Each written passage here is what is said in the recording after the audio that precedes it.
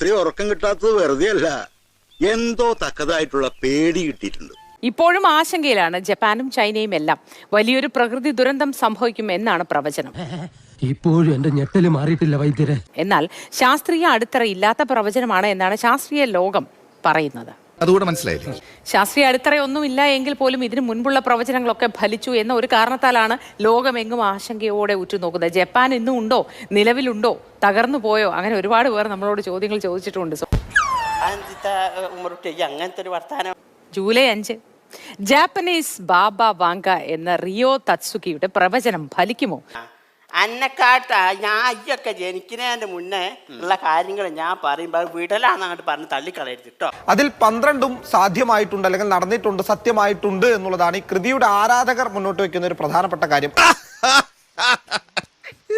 അതെ, തമാശയല്ല, കാര്യമായിട്ട് തന്നെ പറഞ്ഞു. തുടർച്ചയോടെ വലിയൊരു ദുരന്തം ഈ ജപ്പാനിലും ചൈനയ്ക്കും ഇടയിലുള്ള പ്രദേശങ്ങളിൽ ഉണ്ടാകും എന്നുള്ളതായിരുന്നു പ്രവചനം. പക്ഷേ അത്തരത്തിലൊന്നും തന്നെ സംഭവിച്ചിട്ടില്ല, സംഭവിക്കാൻ പോകുന്നില്ല.